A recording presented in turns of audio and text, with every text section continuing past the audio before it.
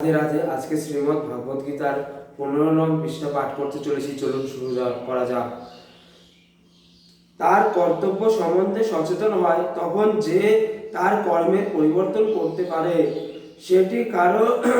সেটি করতে পারলে তার প্রকৃত কর্মের ক্রিয়া ও প্রতিক্রিয়া পরিবর্তন হতে পারে। এভাবে আমরা দেখতে পাই যে কর্ম নিত্য নয়। তাই 5টি বিষয়ের মধ্যে ঈশ্বর, জীব, প্রকৃতি ও কাল নিত্য, কিন্তু কর্ম অনিত্য।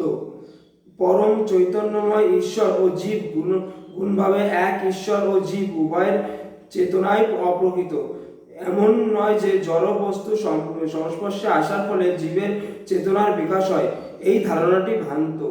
কোনো বিষয়ে অবস্থায় জড় উপাদানের সম্বন্ধে চেতনের উদ্ভব হয়, এই মতবাদ গীতায় স্বীকার করা হয়নি। জড় প্রকৃতির প্রভাবে চেতনার বিকৃতির প্রতিফলন হতে পারে এবং তা অনেকটা রঙিন কাচের মধ্যে প্রতিফলিত রঙিন আলোকের মতো, কিন্তু পরমেশ্বর চেতনা কখনোই জড় প্রকৃতির দ্বারা প্রভাবিত বা কলুষিত হয় না। ভগবান শ্রীকৃষ্ণ বলেছেন, মায়া দক্ষণে প্রকৃতি, আমার দ্বারা পরিচালিত প্রকৃতি। তিনি যখন এই জড় জগতে অবতরণ করেন তখন তার চেতনা জড় প্রকৃতির দ্বারা প্রভাবিত হয় না। যদি হতো তবে তিনি পরম তত্ত্বজ্ঞান সম্বন্ধিত ভগবদ গীতার জ্ঞান দান করতে পারতেন না।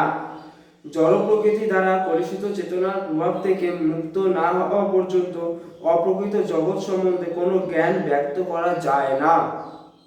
সুতরাং ভগবান জড় প্রকৃতির কলুষিত থেকে সম্পূর্ণভাবে মুক্ত। আমাদের চেতনা এখন জড় প্রকৃতির প্রভাবে কলুষিত হয়ে আছে। ভগবদ্গীতা আমাদের এই শিক্ষা প্রদান করে যে আমাদের চেতনা জড় কলুষিত থেকে মুক্ত করে শুদ্ধ করতে হবে।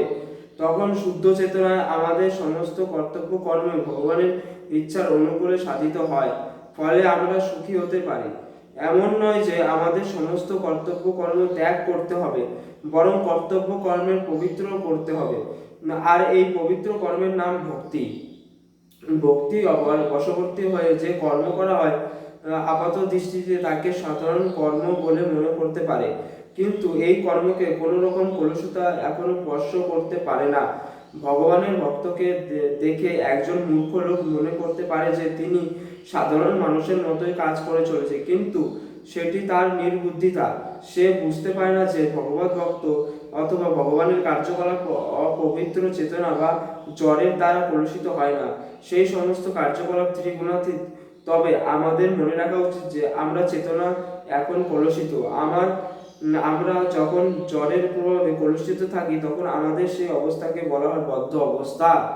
এই বদ্ধ অবস্থায় আমাদের চেতনা বিকৃত হয়ে যায় এবং তার ফলে আমরা মনে করি যে জড় পদার্থ থেকে আমরা উদ্ভূত হচ্ছি। এটি ভগবদ্গীতার 15 নং পৃষ্ঠা পাঠ শেষ হলো। আপনারা চাইলে এই চ্যানেলটি সাবস্ক্রাইব করতে পারেন পরবর্তী পৃষ্ঠা শোনার জন্য। জয় শ্রীকৃষ্ণ।